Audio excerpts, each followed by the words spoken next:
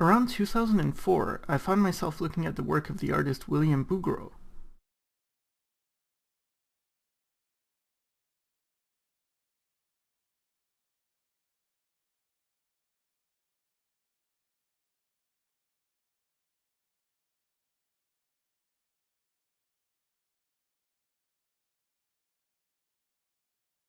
I had seen his work before when I was younger, but it was some painting of cupids or something, and it was in a hotel, and I didn't care much about it. But revisiting him, I saw that in his works there seemed to be more depth to the people he painted than those done by Sargent, and the realism of his work was stunning. Bouguereau and Rembrandt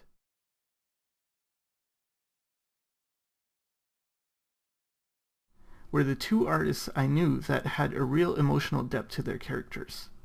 I felt if I could learn how to paint like this, then I'd be able to paint the type of paintings I wanted to paint. Paint! But it's one thing to see someone's work, and quite another to learn how to make that. I really didn't know where to start. So in the meantime, I read my Loomis books, and I looked a lot at art online. I'd lurk on forums, very rarely posting. But during this time, I saw a lot of really good art, and since I'd been around for a few years, I saw artists emerge, develop, and become successful. Many artists would improve rapidly over just 2 years. I didn't have that kind of improvement, and I used to wonder why. It's not a great feeling seeing someone who starts out at a lower level than you are skyrocket far beyond you only 2 years later. But this happened a lot. I really wondered, what's their secret? It's a type of thing that often makes people go to the idea of talent, that some people are just more talented. I tried not to think this way because I didn't see any point of it. I was committed to art, so what good would it do to me to think that other people are just better because they have a natural talent? So I kept trying to learn, and I did learn. I did a lot of self-portraits during this time, because I was a model who was always available and free of charge. I know some people feel it's vain to do self-portraits somehow, like, "Oh, you love yourself so much that you choose to draw yourself over other things." I completely have to disagree. Doing a self-portrait can be a very humbling experience. You really have to look at yourself to draw. You have to draw what you see, warts and all. You can also find out a lot about yourself by doing self-portraits. It's from doing many self-portraits that I feel I really learned about drawing faces. From drawing the face from many different views, you eventually can build a three-dimensional model of the head in your mind. This is actually how I learned to see form.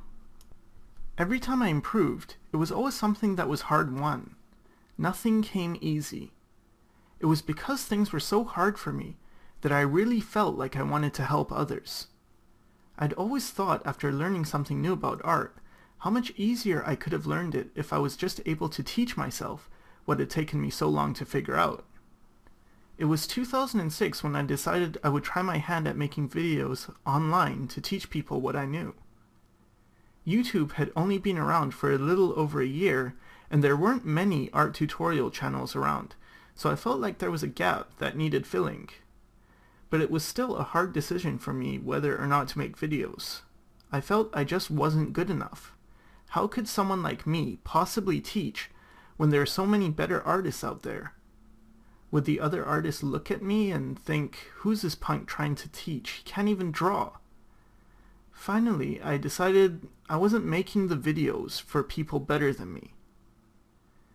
And maybe because I wasn't the best artist, I'd be able to relate to people just starting out a bit easier. I think it's always the easiest to learn from someone who's just a bit better than you are. So I went ahead and I started making some videos. I really thought very few people would watch my videos, but I told myself that if I can just help one person who is struggling with art like I was, then it's worth it. A few months after I started making YouTube videos, I found an artist online called Donna Zhang who was doing oil paintings in Vancouver.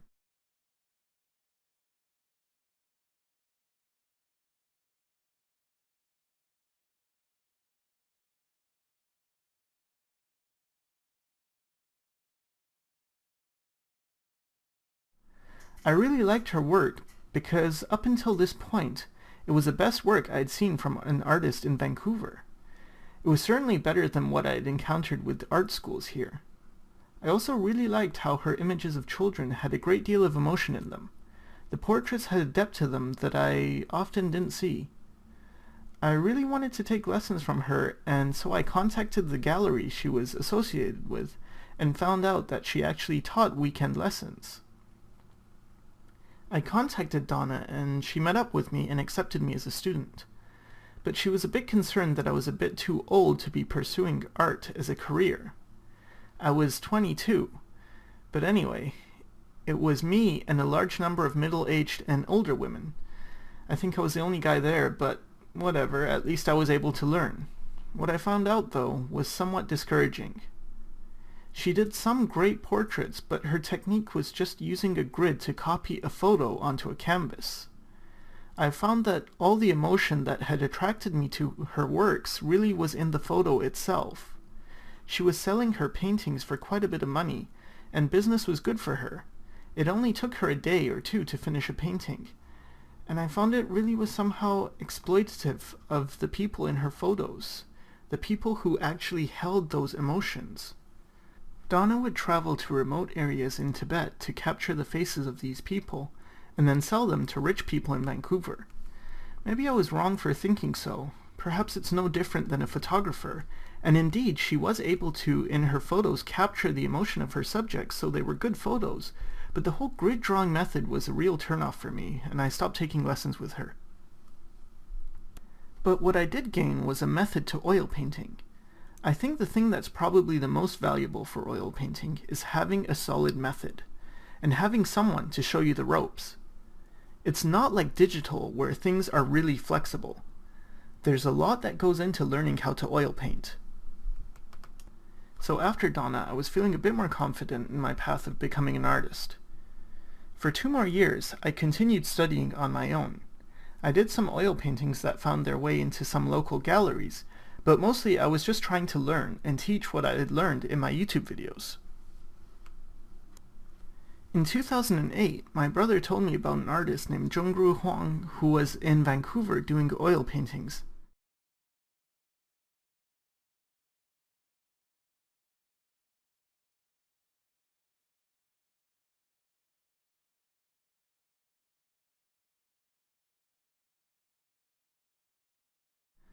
I checked out his work and I was blown away, and again I was thinking, I need to learn from this guy. Something encouraging was that he was drawing, so I knew I didn't have to be afraid of him using a grid method. I immediately tried to get in touch with him and asked him if he taught lessons. He said he did, but he was only in Vancouver for 2 months. I saw him 3 times a week for 3 hours each time. 2 months of lessons ran me around $1,600, which for me was a lot of money that I saved up. But I felt it was really worth it. From him, I learned the classical method of oil painting. It's a method he learned from his teacher in China, who was in turn taught the Russian classical approach to oil painting. It's a similar technique to what I had seen in Bouguereau's work, and I was really eager to learn. I think taking lessons with Zhong-Ru, or Ru as we called him, was when I finally started to take art seriously. By taking art seriously, I mean that from the time I woke up until I went to sleep, all I did was art. And for me, I had a huge improvement. Finally, I knew the secret that the people on the forums had that helped them in 2 years make rapid progress. Ru wasn't too confident about me when he first saw my artwork, because at this point I was 24 and the work I was doing wasn't close to professional level. But at the end of the 2 months, he told me he thinks I can do it because I work hard. It was a relief to know that hard work pays off, and it really does. Here are some of the works I did in my 2 months with Ru.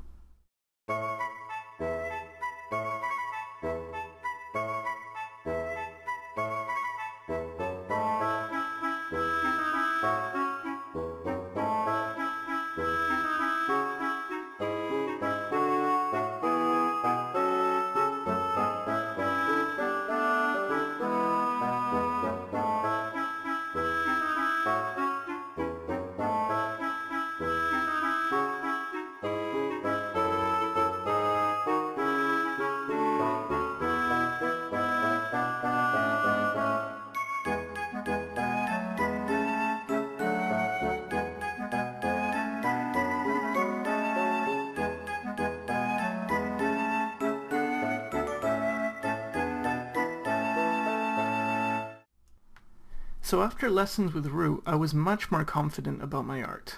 I now had a solid method I could use. I also learned the most important lesson in art. It wasn't about talent, it's about hard work. You need to know certain things for sure, but these things can be taught, and then it's just a matter of how hard you work. For a while, I kept up with the studies and trying to improve in the classical realist approach. I also continued with the YouTube videos teaching some of what I knew in them. Somewhere around this time, I stumbled upon the site of an artist named Jason Syler.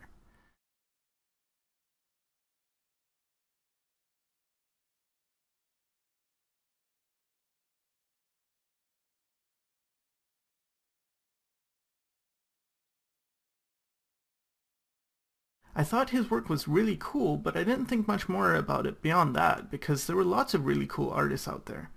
But a few months later, I found myself trying to find the work of that awesome artist I'd seen, and I was thinking of Jason Syler. I would often listen to podcasts by an artist called Bobby Chu.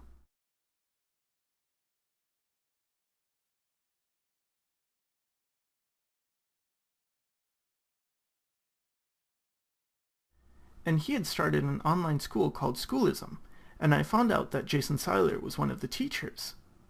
What struck me about Jason's work is that I'd been taught a classical approach to painting a portrait, and it was supposed to capture the likeness of a person very well. But Jason's work always had a better likeness than a realistic portrait ever had. Again, I really wanted to learn, and I started saving up to take lessons with Jason Syler.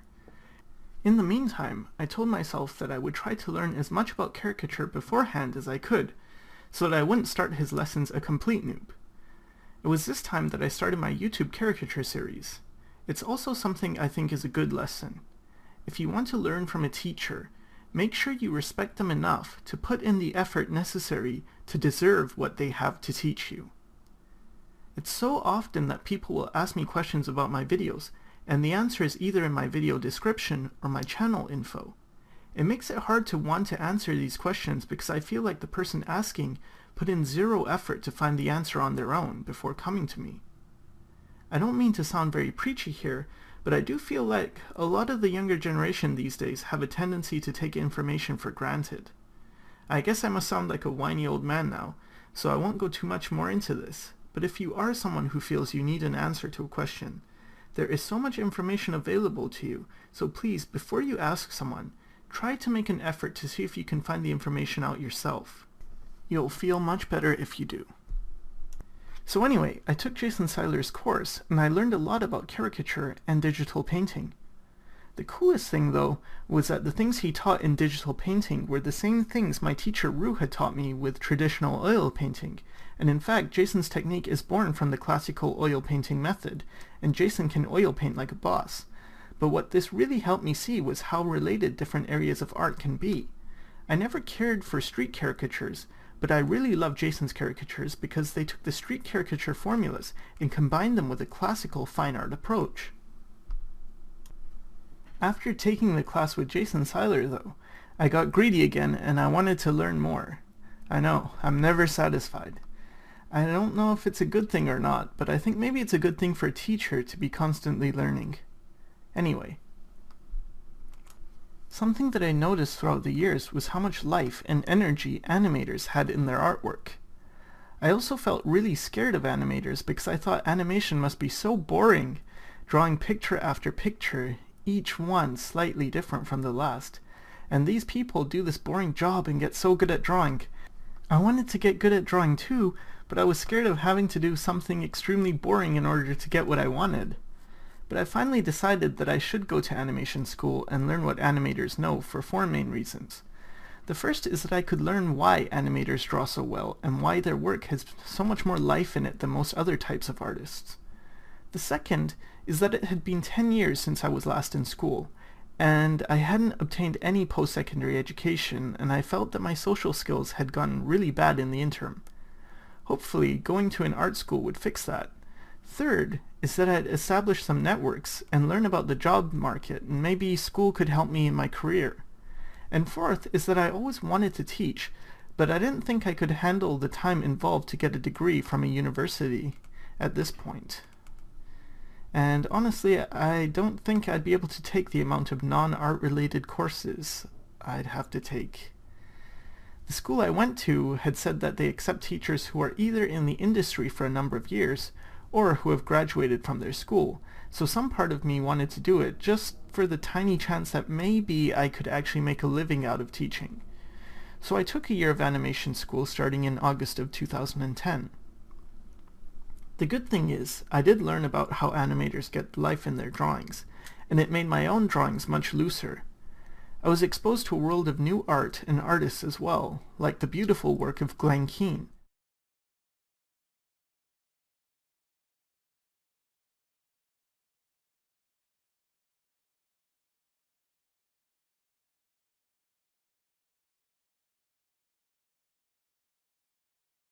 Or the amazingly caricatured world of Sylvain Chomet.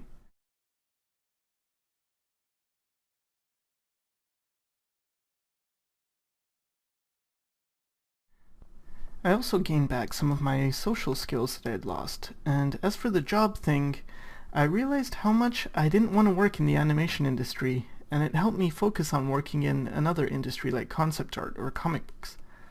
The reason I didn't like the animation industry is just because to work in animation you really have to love animation. It takes a very specific type of person to do well in animation, and I just didn't meet the requirements. But it's fine because I never went to school intending to become an animator, and I'm very happy with my decision to stay out of animation. What I've been doing recently has been learning more about concept art and working on a portfolio for that. But what's really been exciting to me is that all throughout my journey I've always been learning, and I've always wanted to pass on what I know to students. And now I'm starting to see some small opportunities presenting themselves that could help me to maybe pursue a career in teaching art. My goal right now is to become the best art teacher around. I want to break down the complexity of art into something that anyone can learn. I've made so many bad choices when it comes to art, and I hope I can use those failures as teaching tools for other people so they don't have to struggle quite as hard as I've had to. Although I've moved from subject to subject, the constant has been my desire to analyze, dissect, and share the knowledge I've obtained. So that's my journey so far. I'm not sure where it's going in the future, but I thought I'd take the opportunity to share some pearls of wisdom that I've gained over the years of trying to learn how to become a better artist.